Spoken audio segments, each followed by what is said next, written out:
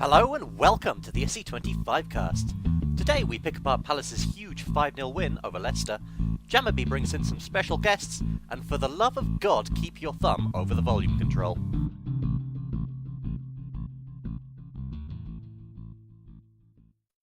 Well then, hello and welcome, indeed, to a podcast which is, I'm sure, in a mixture of joy and outright shock after today's shenanigans. I'm Nick, and with me today on the pod are the good in Jake. Hi guys. The bad in Jammerby. It's Jambi with a couple of guests. We've got Amelia, the running sister. Hello. And her boyfriend, Johnny. Hey! And Jambi, of course. In retrospect, it's probably for the best Jensen hasn't joined us in this one. And, of course, the ugly. Say hello, Neocast. Fuck you. Right then, well, let's crack on, since I'm sure we're all eager to talk about what transpired today. First order of business is, of course, the ugly's apology, in what is a growing list of incorrect predictions and general lack of belief in the team. So, Neocast, if you could please take it away with the apology. I, Neocast, do humbly apologise to Roy Hodgson, known hereby as Sir Roy of Croydon, in predicting that he and his team would lose to Leicester City this week. Let it be known that I'm truly sorry and will never make such a terrible prediction again. Yeah, good. So then, Crystal Palace is 5. That is, 5 is in the number after 4. To Leicester City's 0. A goal Nick learned to count. Yay! He's growing up. A goal apiece from Wilf Zaha, James MacArthur, Ruben Loftus-Cheek, Patrick Van Aanholt, and a late penalty from Christian Benteke. Yes, that Christian Benteke provided us with our heaviest win in a long time and jumped us up the table to the lofty heights of 11th. Let's see what Jammerby has to say about the game today.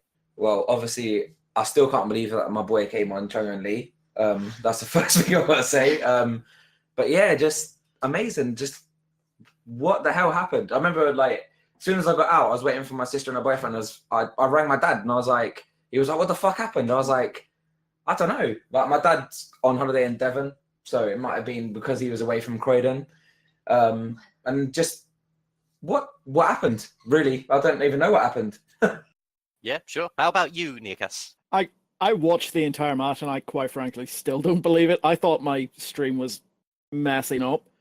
The first half was good. After the red card, I actually didn't expect us to capitalise because, of course, Leicester came back into it for a while, and I thought it was going to be a case of, oh yeah, we're going to capitulate to 10 men again. Where have we seen that before?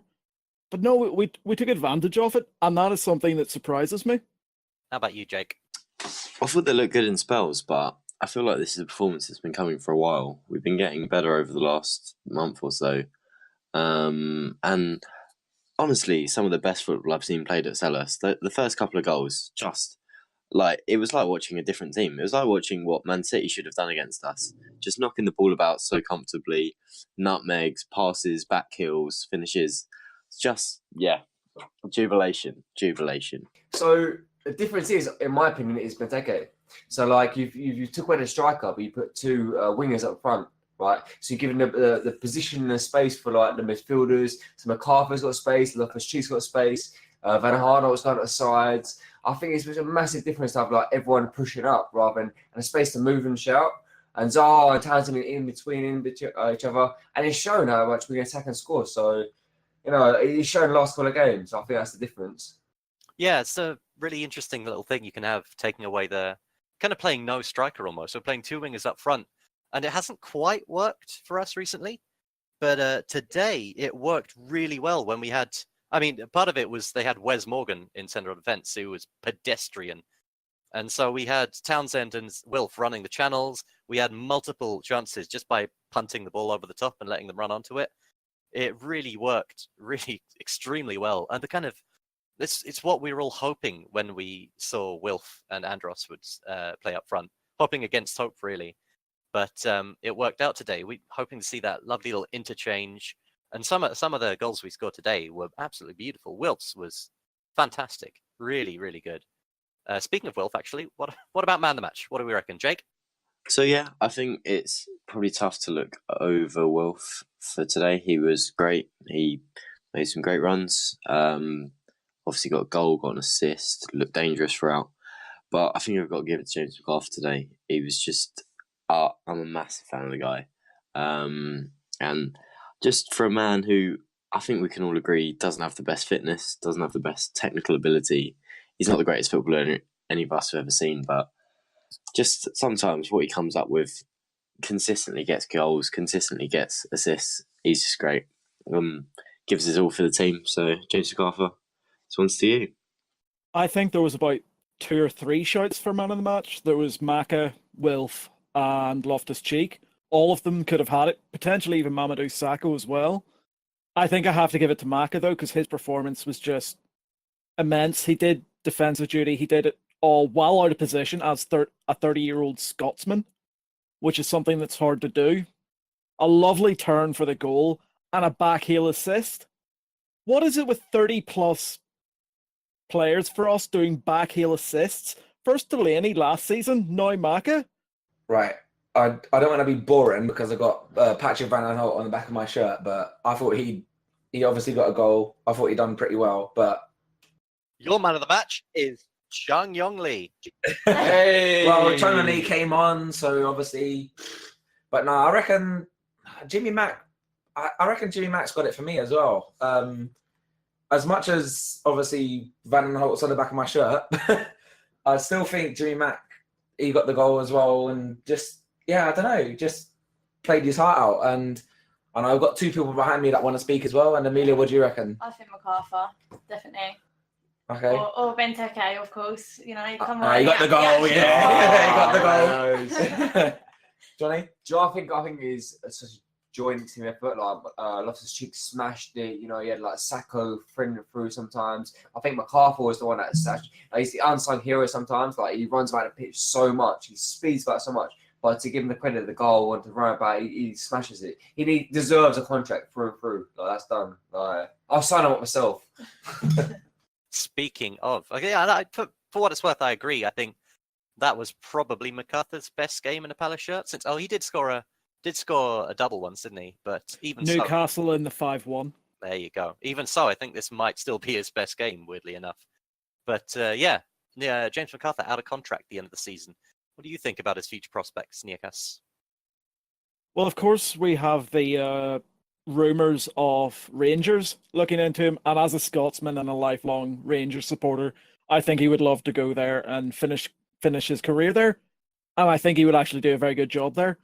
But he's such a useful utility player for us.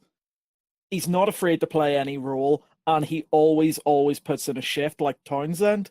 You can never complain about the effort he puts in. Sometimes you can complain about how good he is, but you can't complain about the shift. So I think it would be unwise for us to not give him a contract extension, even if he does still go to Rangers, because then we can get money for him. And if we keep him, we're not really in any state because he's good for us here anyway. Yeah, no, I totally agree. I think he's one of those players, as you say, he's our sort of utility man. He just does a job in different positions. Sometimes he's more offensive, sometimes he's more defensive, covering the back line, out wide, central, whatever it is. But as much as I really do enjoy him, and he's a real fan favourite, I hope, because he deserves it, and he definitely tries very hard. But I do think we can potentially get someone more talented to fill that role. So it'll be sad to see him go, but I think we could probably get in someone a bit better. I don't know. I love James MacArthur because the company I work for, we've got basically an office in Scotland, and they know I support Palace, and they're always like, "Oh, hey, how's James MacArthur going?" Blah, blah, blah. So basically, for me and them, it's just like Palace is James MacArthur, so I have to report on how the Scottish guy is doing, and it's always just like he's just here, there, and everywhere. It's like combining James MacArthur as a team. They're just everywhere. It's like they're just like the 2-man midfield that are just everywhere in the field. And Jimmy Mack, he smashed it today. He absolutely just went mental.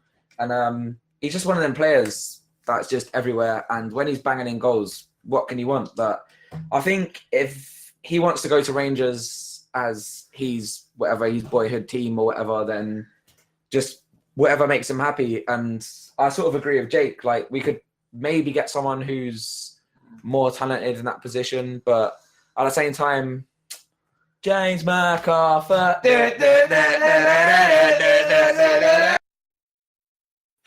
Jesus. And the mic cuts out. Have you ever been so out of tune that you've broken a microphone? No comment. I do know, actually, Jamibi has got something else to say about Christian Benteke, so let's see what madness this inspires. I don't actually. I made my own little song for Christian Benteke, but I'll do it if he scores next time. Is it your fucking shit? No. Actually, it's actually a good song, and I made it at the start of the season when he was a good prospect for us. And the song, I was like, I'm not even going to try and hype this song anymore. But yeah, if you just get Neocast to predict that he's not going to score next week, absolutely guaranteed to knock on him. All right. Well, let's put it this I way. don't want to do that. I've said it live on the pod. If he scores next week, the song's coming out because I'm going to Stoke next week as well. So I'm probably going to be drunk. So the song is definitely coming out. Even if I have to fucking selfie video myself singing the song and get you guys to play it on the pod, it's coming out. But anyway, Benteke, yeah. Obviously, I don't know how many of you guys are on Discord. I videoed the penalty, and I knew he would score that penalty. As soon as the penalty came about, I was screaming, Benteke, take the fucking penalty. And I was so, when Milivojevic just said, take the penalty, I was like, he's going to score. And he's turned into the hero that he was meant to be, Benteke. Yeah, he had to score that. And I'm so glad he scored that. Speaking of refereeing decisions with the penalty, there was, of course, a bit of a controversial one. We were having a little chat about it earlier. And it was a red card that Mark Albrighton got for pulling down Wilf Zaha, who was sort of through on goal. He was in front of the goalkeeper with the ball, but it wasn't under control. Albrighton pulled him down. He got a red card, gave us control of the game. But the red card, was it a red? What do you reckon, Jake? So I thought it was initially because it's leading to 1-on-1. Do we think Zaha a 1-on-1 is goal scoring opportunity? I think it's at least a chance. It's not a dead set. But I think what sold it for me, at least live, is the linesman seemed to be going a bit nuts that he wasn't going to give anything, because initially it looked like he was just going to let it go and not even bring it back for a foul. But the linesman just seemed to be going mental and was like, what are you doing? Of course that's a foul. And I think when he realised it was a foul, he then had to say, in which case it's a red, because he's going for on goal. Last man, he's got no eyes for the ball, really. He's just clattered him. Mark Albrighton playing out of position. So yeah, I think it had to be a red, really, for me. Right. The issue I have with that is Albrighton. It wasn't Wilf who kicked the ball to the keeper. It was Albrighton. I haven't seen a replay, by the way, but sorry. Literally, as soon as Albrighton's kicked it, he thinks he's miskicked it. He doesn't look at the keeper. He doesn't look where the ball's going. He immediately grabs Wilf's arm because he doesn't think it's getting to the keeper. He thinks he's miskicked it. And he's brought Wilf down by holding his arm. It's not even a good challenge. The ball's nowhere near him. He's the one that's kicked it forward, and then he's brought Wilf down. So the linesman's completely right. By letter of the law, he's not played the ball. It's a 1v1 situation. He's just brought Wilf down for no reason. Even if the ball is at the keeper's feet, he's brought Wilf down for no reason. It's a red.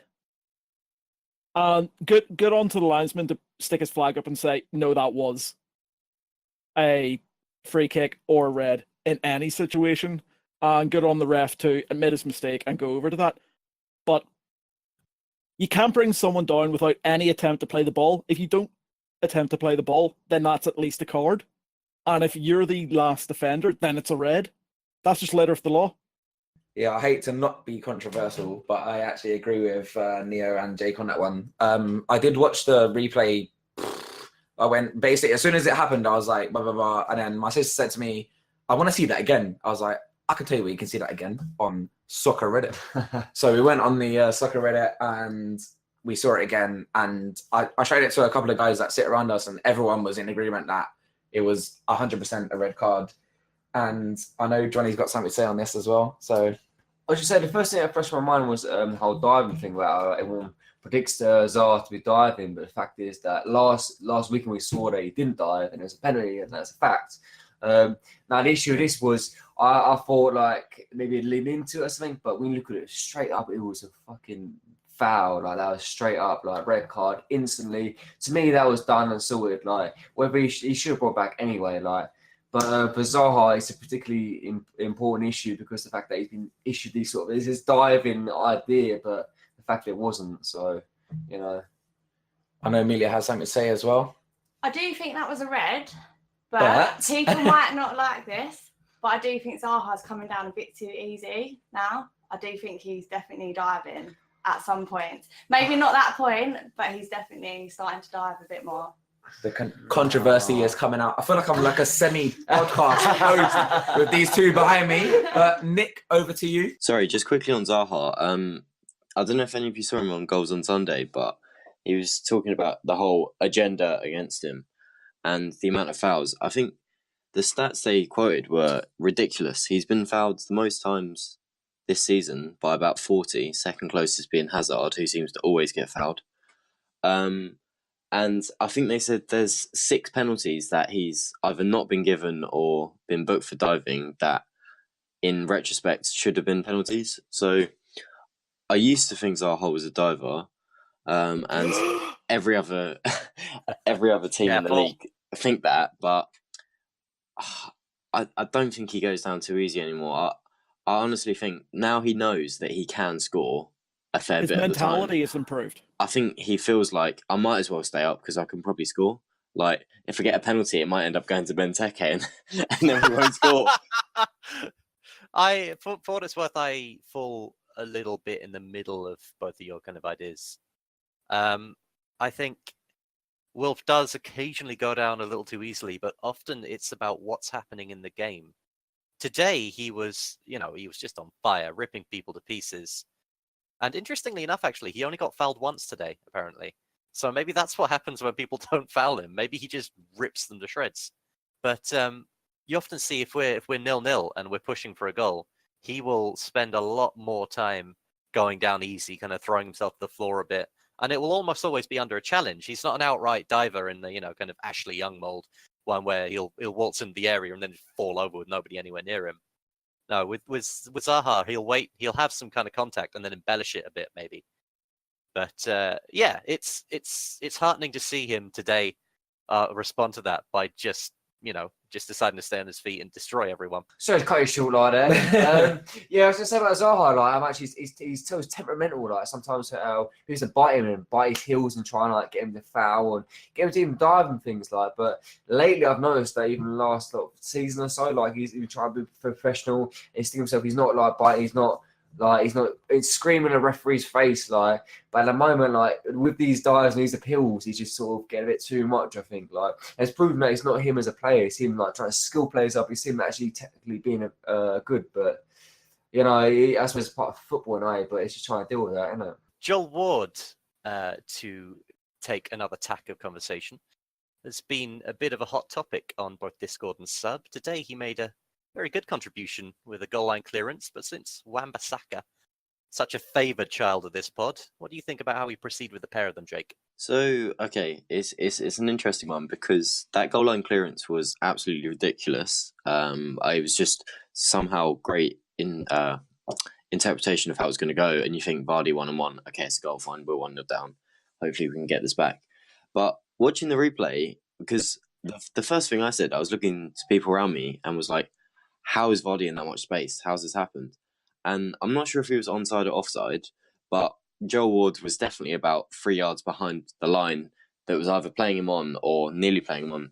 So it was kind of lazy positioning. And then he cancelled it out by doing, well, okay, maybe a bit more than cancelled it out by blocking it on the line because that was really good. But I don't know, there are a few times today when I was thinking, this is like looking less experienced and less composed than Wan-Bissaka.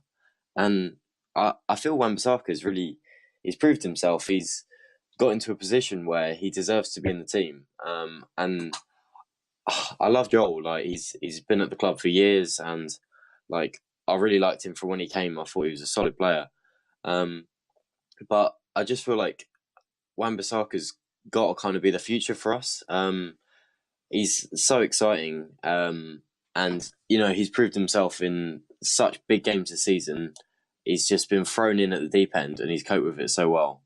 I think it's a tough one. I don't really know how we move forward, because Roy seems to just go against what most people think, but it seems to work. So I guess we've just got to listen to Roy, and wherever he does stands, really. But great game today. Great game from Ward.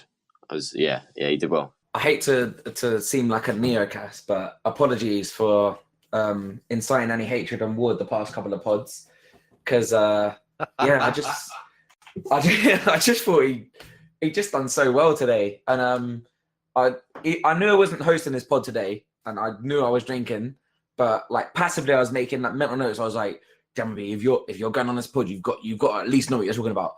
And when he done that clearance on the line, I remember just looking and just thinking, fucking hell, what the hell?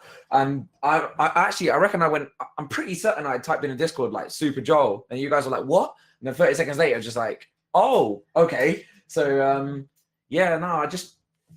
I don't know, like, it's like I said last pod. I know I was hosting last pod, but I said, like, if we didn't have Aaron Wan-Bissaka, and I know Fosu Mensah's with us as well, but if we didn't have them two, and not so much Fosu Mensah, but as Wan-Bissaka is the one who's going to be with us next season, most probably, I don't think we'd even be having this conversation about Ward at all. It wouldn't even be a thing. It would just be like, oh, Joe Ward's having another game, blah, blah, blah, he done well today.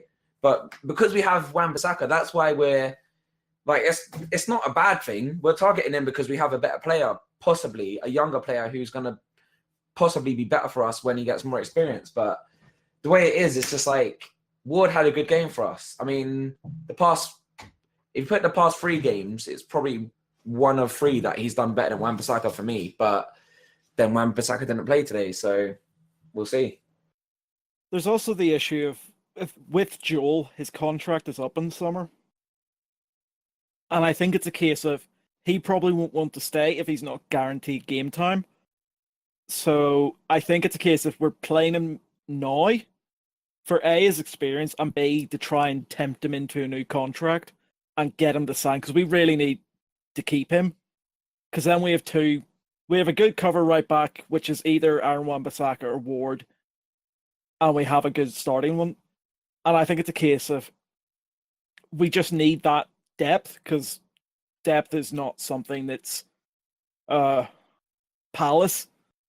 I think it's a case of he started off poor this match. He had a couple shaky moments, but he grew into it, and it was definitely his best performance in a while, ever since coming back from injury. It's a strange thing, isn't it? We haven't really had 2 reliable fullbacks for quite a while now. We've always had one who's been fine and one who's been shaky. Generally, it's Ward who's been the one who's been fine, but now we've got Ward / Wan-Bissaka and Van Aanholt. Van Aanholt, of course, continued his brilliant form. Actually, speaking of brilliant form, how about Ruben Loftus-Cheek? Today, really looking the part, finally scoring another goal with a really nice little kind of jink around the keeper. He's looks like such a kind of gangly, uncoordinated giraffe of a player, but he's got a real touch and a real kind of physicality to him. What do you reckon, Jake, about our chances of keeping him next year? So I was literally saying this to people around me about 5 minutes before he scored, and there's just something about him. There's just an aura that goes with him. Everything he does, you just think he's not going to lose the ball. Like, just the way he opens up his body for passes, crosses, shots, the way he sort of dribbles with it, you just think, no one's going to take the ball off him. He stands up tall, he's strong, he shrugs a man off, he takes it around someone. He's so composed on the ball, and I think you can just tell that he's come from that sort of Chelsea level academy. My only issue with Loftus-Cheek is it's more of an issue with Chelsea, to be honest. They're not really team that let these players go. They just seem to loan out, was it 30, 40, 50 players a season, get someone else to pay their wages, improve them, and then when they're good enough, they'll try and bring them back into the team or sell them on for a profit. I would love to see us keep him, and I think we could. And he seems to be enjoying his football. The passion he showed in his celebration and his goal today, he seems over the moon, so happy to, playing football and playing for Palace specifically. I'd like to think we'll keep him, but it just depends what Chelsea do, because I think obviously the power's all in their hands, and if they say something stupid like 30, 40 million, I think that there's no way we can compete with that, really. I don't think we can afford to pay that much for someone like him. Sitting on the fence as much as you like, but I guess we'll see. I'd love to keep him, but I don't think we will. Ruby's an interesting conundrum, because I think if he plays in the World Cup this year, it's actually going to be detrimental to us getting him, because Chelsea go, "Oh, World Cup player." But the thing is I don't see Ruby, even with how good he is and how much he can hold up the ball and move it forward, I don't even see him getting into that Chelsea midfield. Agreed, yeah. Because that's something Chelsea have in spades, is their midfield. They have strikers that can't score. Their midfield is where they have the best elements. They have Fabregas, they have Barkley now, they've Kante, Bakayoko, all of them. You are Drink right. water. You are right. They have a stacked midfield. I don't think they need RLC or have a place for them at their team. They're going to be looking to sell him. The only question is what is RLC's price tag going to be? Because if he plays in the World Cup, it's going up by about 5 to 10 mil easily. And if he doesn't play for it, I think if he doesn't get into the World Cup, there's a good chance we'll be able to get him. If he does go to the World Cup, we need to be careful, because the price will rise a lot. Yeah, I sort of agree with Neo on this one. I think the World Cup will speak a lot for our chance of getting Ruben Loftus-Cheek. But at the same time, even if he does play in the World Cup and we need to pay a bit more, based on his performance today, in my opinion, was amazing. Like, some guys around us were saying the same thing as well. Like, he's such a big guy. Like, he's a big, strong guy. He shouldn't have as good feet as he does. Like, he's not Zaha-esque, but his feet are amazing. Like, he can just flick the ball around, and then next minute he's like a tank. And then you sort of, when he goes down, you know that it's pretty much a foul. I know he's not like a true Palace player as of yet, but if he's been here for a couple of seasons, you know, he's not the sort of player that would go down just for the sake of going down. Like, he's pretty strong. And I think we saw that a lot today, where he was holding up the ball, and I thought personally, when he went down, it was a foul. He's not diving. He's going down because he's getting attacked and fouled.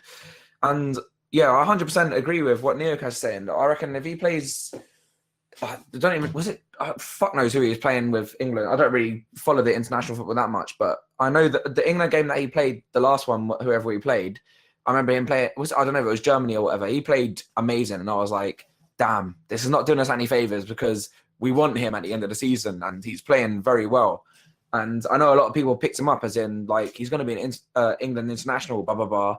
And rightly so, what Neokas said, it's probably not going to do us any favours if he goes to the World Cup and suddenly becomes just the next amazing England player. We're not going to pick him up, but we'll see what happens. At the moment, I would love to have him, and I would love this stage next season, us starting fresh, for Loftus-Cheek to be in the squad, definitely.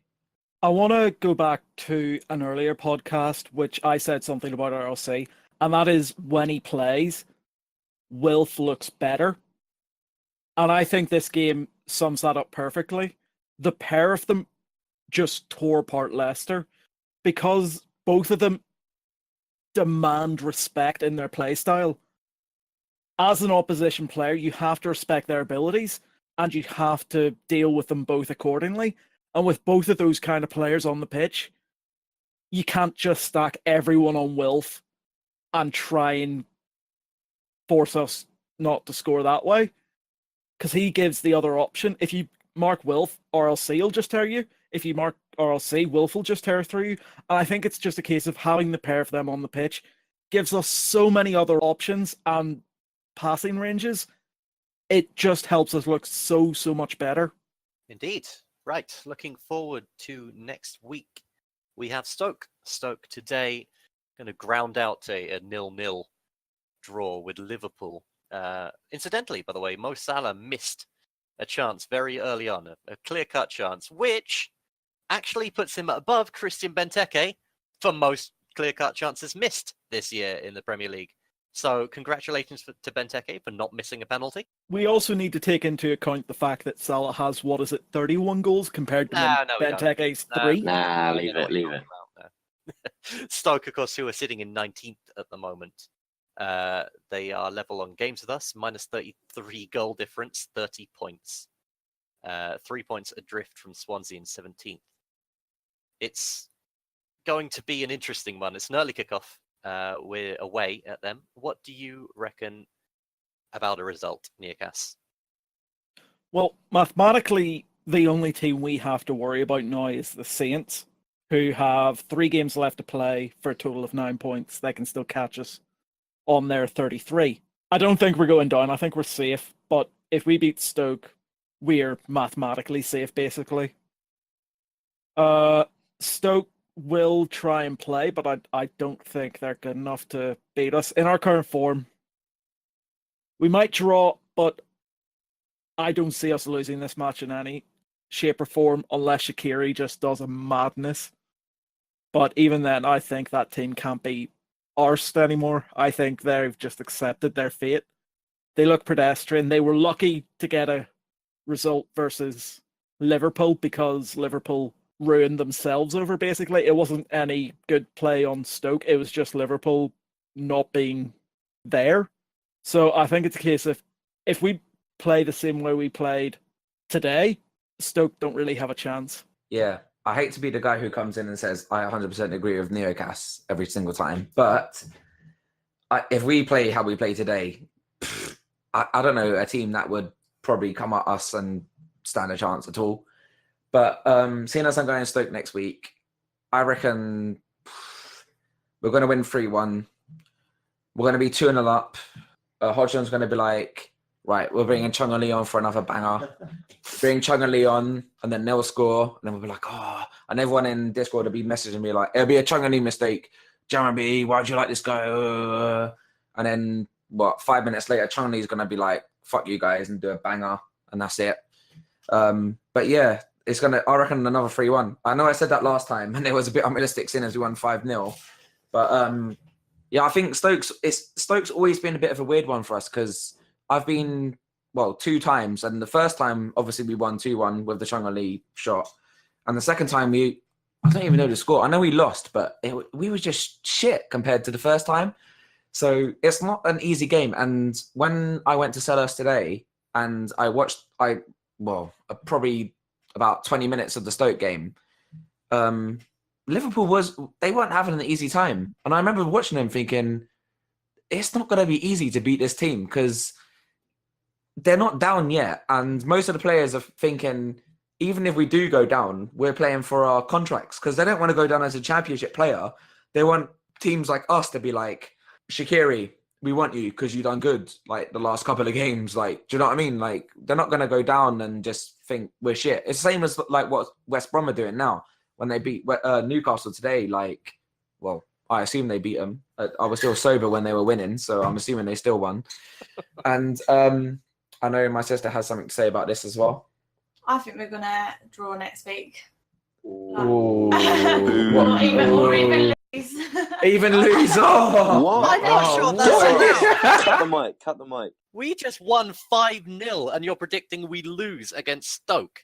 But every time I feel confident, we normally lose. So, all right, well, she's not my sister. And I don't know who your mate is, Nick. and it's the last away game. Yeah. We want them to win, so it's probably not going to happen, is it? You want them to win or us to win? Us to win. Obviously. All right, you said them, so I'm. And Liverpool probably didn't play as well because they're obviously in the Champions League, aren't they? So Oh yeah. they're- They beat Yes. Roma and they thought Stoke City will fucking stomp them. Beat Roma 5-2. Stoke. Oh, what's going on? If anything, it's just further proof that Stoke are better than Roma. Exactly. I'd like to give a shout out to Ryan Shawcross because I don't know if you saw, but right at the end, he gave away another 3 points because it was against us. It was the goal that was going in that he flicked out earlier in the season. And then right at the end, it might have been 90 plus. He came across and like slid it into the side netting, which was just great. Great for us anyway. I just think that the way we're playing, we're not gonna have our feet up and think, okay, we're safe now. I think the players are just gonna enjoy it, and I think they're gonna want to win. Like, I don't think they're just gonna turn up and be like, okay, let's get the job done. Like maybe Bournemouth were today, or like Leicester maybe even were today. To be honest, that in parts they look like they didn't really care that much. I think we've got players who want to prove stuff, players that want to score. Players like Zaha, I think he's going to take every opportunity that comes to him. He wants to score more goals. Loftus-Cheek again. So I see us scoring. Stoke are going to play for their lives because this is such a big game, and Stoke are going to be targeting this one as one of the biggest games they have left. Is this and Swansea away are probably two of their better chances of winning. That being said, I don't think they're good enough. I reckon we'll beat them. I'll go 2-1. 2-1 away win. Also, still really much not happy about the changing it to an early kickoff. Leaving Croydon at like 6 is just there was no need for that. Leaving Croydon at all. Well, yeah, Woyden. No one should be forced to leave there before 9 a.m. for an away day. Right then. Speaking of Stoke, well, actually, let before we move on, I reckon let's do my prediction 4-1. I reckon we're going to do them. We're going to absolutely smash them. Surlot's going to score 1. Wilf's going to score 2. Oh, yeah, good point. I'd really like to see Surloth play 60 minutes plus. I think we all please, would. Please. But the chances of it happening agreed. are none. Yeah, no, it would be nice to see him. I'm sure we're all very big fans of him here on this podcast. And The new Dennis Bergkamp. What? Of all the comparisons, you choose Dennis Bergkamp? I couldn't think of any other Dutch player that was good. He's not Dutch! Jesus left Christ! He's from somewhere. I've drunk a lot. Norway, He's from Norway. nowhere. Well, Yeah, Norway, Netherlands. It's all the fucking same. It's all the same. Wow. Like it matters. He's got blonde hair, blue eyes. A certain dictator would have loved him. Oh my god. Cut that out. No, I'm leaving that in. The world needs to see this. Oh shit! So, I was in a pub after the match today. I was going for a wee-wees, as you call it. 2 Norwegian guys. And they're like, I'm from Norway. What Norwegian players do you guys have? And we're like, Sorry, what? Solo. I thought I made a mistake. Holy shit! They're like, what Norwegian players do you guys have? We're like, Why are they from the Middle East all of a sudden? someone said Soloth. And they're like, wait, is he Norwegian or is he Swedish? And I was like, No, he's they're fucking fucking Norwegian. At this point, I was still pissing. I was like, he's Norwegian. And they were like, yeah, Soloth. Who else do you guys have? And we're like, I don't know. And they're like, Hageland. And we're like, he doesn't play for us anymore. They're like, but he got Tompkins for us. And they're like, okay, so we're going to consider Tompkins as a like 50-50 Norwegian player because Hangeland got Tompkins apparently. And yeah, shout out if these 2 guys who are pissing in the cherry tree are with us today from Norway. Shout out to you guys. It was an alright conversation, but yeah. Yeah, shout out to you guys. And I thought I messed up. I honestly thought I messed up with the comment I made earlier. Thank you, Jamibi, for making anything I said look half as bad. that really was a great exercise in digging upwards from Jamabi there. Got me done, innit? Speaking of low points, let's take My a look hero, Jamibi. Let's take a look at the relegation battle. So in 20th, West Brom survived today, grabbing a win to keep them technically in with a shout of staying up on 28 points. Stoke, as we mentioned, are on 30 points in 19th. Southampton have a game in hand. They're on 32. And then we get Swansea with 33, also a game in hand. Huddersfield, 35, also a game in hand. West Ham, 35, 2 games in hand. Some club called Brighton, who I think we smashed on 37. And from there on up, it's all the big clubs on 38. So what do we reckon, Jamabi? I reckon we're safe. I'm not even. There's just at this point. I said to everyone at my workplace, if we win against Leicester, don't even ever ask me, "Oh, are you feeling sad? Were you feeling like you're not gonna fucking stay up? Fuck off. We've won now." None of them will listen, but if any of them listen, then fuck off. We're safe. I know Amelia's been dying to say something about our relegation battle, and do you reckon we're safe, Amelia? I think we're safe now. Oh. Yeah, I think we're safe. Oh, that was me expecting something like really like, yeah, I reckon we're going to go down. Yeah, I reckon we're going to get liquidated. No, just. Well, we can ask. Let's ask Johnny. Johnny, what do you reckon? We're fucked. He's just coming up with a mad one. They're all gonna come back. They're all gonna win all their games, and we're screwed. Like that's the end of that. Edit this guy. Edit this guy. I don't know who this guy. Who's your mate? All right, but who do we reckon is going to go down then? If we're not going to go down, who do you reckon For us, is going down? for us, three. Sure. All right, Amelia. West Brom. West Brom. Oh, that's a. How did you get that? Where did you get that one from? Oh, Really going out on them today. we make this joke every week now. Yeah, Amelia doesn't. Actually, Amelia listens to every podcast. I was. If you didn't know, this is Jamabi, and this is my sister who runs every week, and this is a podcast. As Jensen shouted her out last week. But yeah, go on, Jamabi, sister. West Brom. West Brom. Stoke, Stoke and. Brighton. Oh! There we go. Now we're talking. Yeah. Jonathan, even. I think obviously West Brom, Stoke. I reckon West Ham. Come on. Dang on his As much as I would love that, that is not happening. No. 2 games in hand, 35 points. I doubt it. Right, I'm gonna go with the normal podcast. This is Jamabi. If everyone gets edited out, this is Jamabi. The normal 3 that I say: Southampton, Stoke, and West Brom every time. So fuck them, they're down. Continue as you are. Fair enough. Actually, it's a fair prediction. They've all looked pretty bad. How about you, Jake? What do you reckon? Apparently, actually, sorry to interrupt, No, go Jake. ahead. Apparently, I said Brighton before. I did You say did, Brighton, and yeah, I've gone back on myself now. I think Brighton. Yeah, is safe, so now you're calling other people out for saying Brighton, which is interesting. wait, Brighton. Go on, Jake. Well, I thought since we're jumping on the slightly racist train tonight, I can't be dealing. Oh God, no! Please, Jake. 2 people is enough. You too, huh? I can't be dealing with 2 trips to Wales a year. So please, can we do things on this? I can't be dealing with that. Like, so West Brom are obviously gone, no debate. If there was a way that both Swansea and West Ham and Brighton could go down, it would be great, but it's not happening. Swansea have got 2 very tough games in Southampton and Stoke. I'll go West Brom, Stoke, Swansea. All right. That's me. Nearcast. Your predictions. Oh, I'm gonna go for West Brom. That's a safe bet.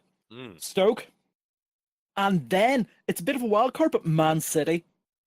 I don't think they have the quality to stay up. Are they not blonde and blue-eyed enough for you? Is that it? They're No. They're only 58 points off the drop, to be fair, and their goal difference is not great. Yes, see, I think Southampton can catch them. I think we can catch them as well. I mean, so no.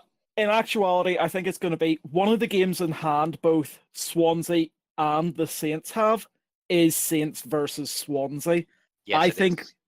I think that game decides which of the 2 go down. Yeah. Because Saints, the very next game, which is the last game they have, is Man City. If Saints don't win that game, Saints are down.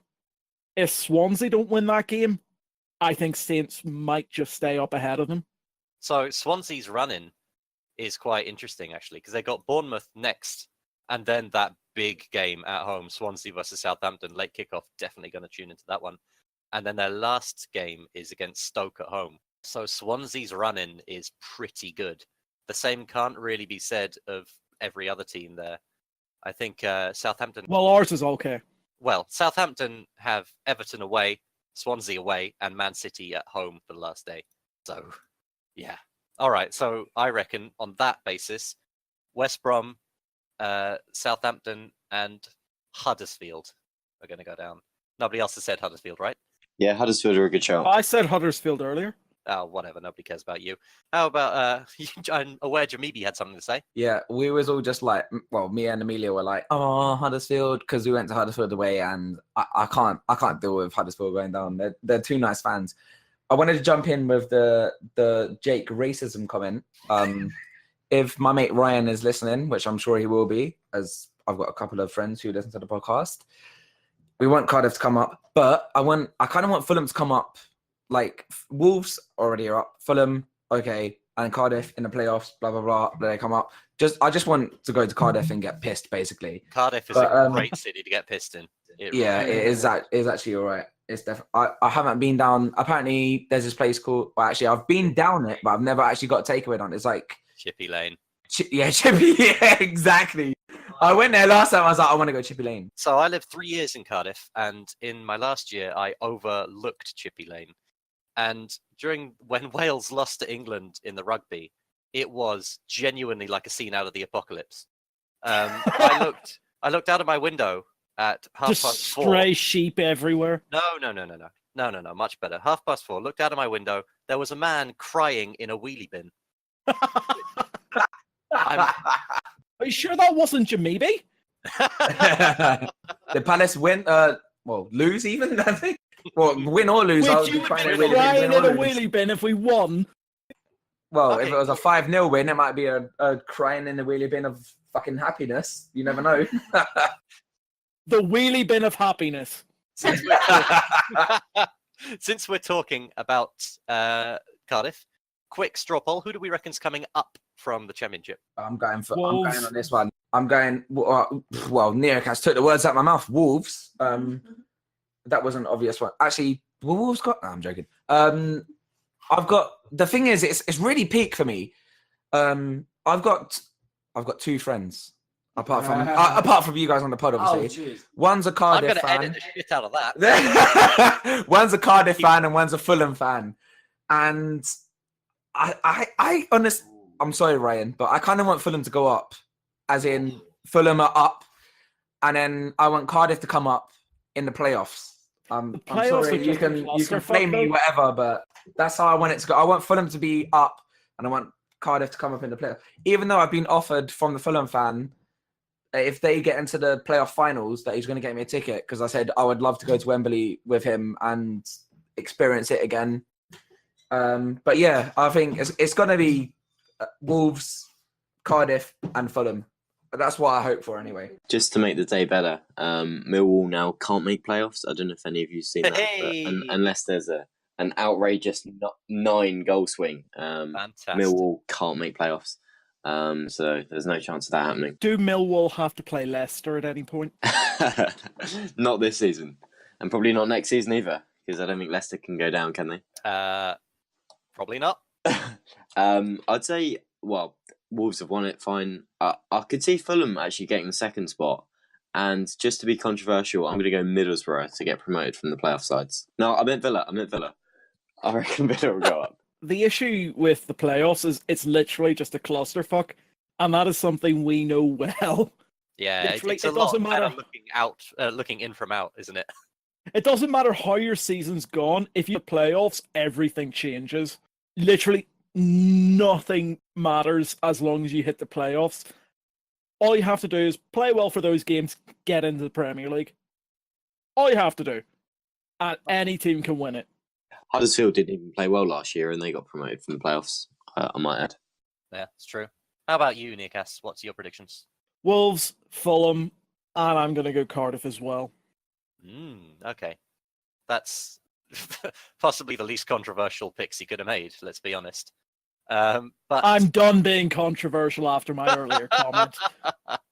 Maybe I'll change your third time to Preston. Actually, no, wait. Go on to Preston. Sunderland have a chance in the playoffs. No, for God's sakes. You've already done that job. No, I haven't. I went from the top to the bottom. Now I've gone from the bottom to the top. There is a difference. Revolutionary podcasting. Exactly. I've turned everything on its head. All right. I reckon, obviously, Wolves are going up. But I've got a weird little three-way tie in my heartstrings between three clubs that I like for different reasons. Cardiff, obviously, lived 3 years of my life there. I'm quite fond of Cardiff City.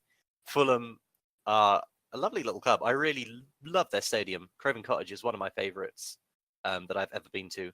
And Aston Villa, who are, if you can have a second team, are probably my second team. Jedinak. Yeah, and Jedinak, of course. So I'm going to go with Cardiff, City and Wolves getting automatically promoted. Fulham not even making the playoff final, and Villa winning the playoff final, I reckon. Yeah. I've raised my hand on Discord because today I witnessed, if you're listening to this pod and been a Palace fan for a while, you know Mile Jedinak is na na na na na na na na Mile Jedinak. We heard today na na na na na Ruben Loftus-Cheek. That was Ruben Loftus-Cheek. And I was a bit offended from that. Like, I joined in, obviously, as you do when you had a few drinks. You're like, fuck it, yeah, whatever. You join in, but It feels wrong, doesn't it? that's Mile Jedinak's song. Fuck that. That's stop Can't that. read Stop it. Like, Shane Milivojevic has too many syllables. I mean, yeah, I guess. But I'm sure we can come up with something else, right? Milivojevic. No, just doesn't work. Almost. It's close. you'll hear my Benteke song next pod when he scores another goal, and it's actually a really good song. Actually, I personally think it's a very good song. Do you have a And background music? For it? You will hear it next pod. It's a good song. We're going to have to get DSOTC to break out his little ukulele and play you in. Yeah, play the song, the backing song with like bling, bling, bling, bling, and then I'll be singing it. I'll do the backing vocals if you guys want, obviously. You do the backing and the singing. That's impressive. Yeah, that was a fair point. That actually, how are you going to do the backing vocals and the main vocals? No. Oh, I'll do a little a dual pitch. I'll be I like, do that with himself. At the same time, that's even more impressive. Tune in next week to see Jamabi's attempt at Mongolian throat singing. Tune in next week where Jamibi breaks the laws of physics. and that's when we get like 1,000 views next week. Obviously, Views on a podcast. No, we won't even discuss the actual results. what do I say then? Listens on a Yes. podcast, I guess. I'm too fight. Stop trivia me. I'm Can't deal with this anymore. And I still can be pedantic about it.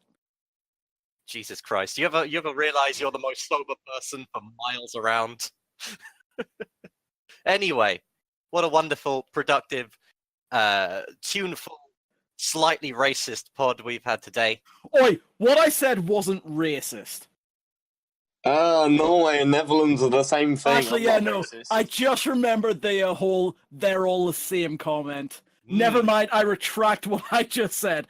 I thought we were going on about the Hitler comment. Never mind. I'd like to extend some congratulations to Will Sahar for scoring, Roy Hodgson for inspiring us to a win, and to Jake for managing not to be racist. Cheers. Well, no, he was racist against the Welsh. That's fine. It's only the Welsh. Yeah. No. One thing I wanted to bring up is Wilf is actually very close to breaking our all-time Premier League scores. He's on 2 more, is it? 21. He's on 21. He needs to get 3 more to get to 24 to beat out. Oh, who's it with 23? I've absolutely forgotten his name. Wow, good research. 3 more, and he's our Premier League top scorer. Hopefully, he can Fantastic. do it before the end of the season. Chris Armstrong on 23. There we go. Thank you. There you go. Also, I'd like to say even more how impressive it is that AJ got 21 That's in ridiculous. Isn't it? one season, right? And Zaha's only managed that after 5, I think. Yeah, well, he's a winger. I miss him and his magic hat. Oh, Andy Johnson's magic. No, don't. Jamibi. Oh, no, for fuck! Hey, where's the magic hat? I'd like to first of all, Apologise for Jamibi. yeah, and retract my congratulations to Jake, because this time And when he plays at Brighton. He scores all fucking night. Alright, edit this, edit. Anyway, Amelia, Jamie's sister wants to say something. I would like to just thank you all for getting me through my training for the marathon. Jensen, special thanks to Jensen. my Calm boy. down, Jensen. Calm down. And I want to shout out to Chung and Lee for playing today because I know it took all of your. Why are you laughing? It's not even funny. It's Chung and Lee. It's my boy. He smashed it. He played really well. I'm getting laughed at. My own sister's laughing at me for saying Chung and Lee. She knows I had them on my shirt last season, and it's close to my heart. And it's still, I'm just getting laughed at. I think it's fucking offensive. Everyone going, why have you got Leo in your shirt? Yeah, exactly. She had to put up with, why have you got Chung and Lee on your shirt? He's my boy. Like, why else would I have him on my shirt? You know, like, yeah, good luck, Nick, for editing this as well. Anyway, unless anyone else has anything further to say, Chung and Lee, la la la. Chung and Lee, la la la. Chung and Lee, la la la. Chung and I Lee, la la regret la. everything. Mistakes were made this podcast. Indeed, they were. Who was the last team we beat 5-0 in the top flight? Does anyone know? No one. That's It was literally our best 36 result. years ago, I think. Was it? Man United. Good Man knowledge. United. Cool. In which case, I would like to extend one final special thanks to everyone for listening through this absolute shit show. We will see you all next week Actually, wait, for before when we we finish. play Did you Stoke. ask us what we think the score's going to be? Yes. Or Yeah, did I we've done that just bit. say- Yeah, we did already do that. Oh, did I actually say what I think the score? Did I give a like opinion on that? Or No, too late. Fuck off. Alright, please put that in a podcast. Right, that's enough. Okay, we're done. Finished.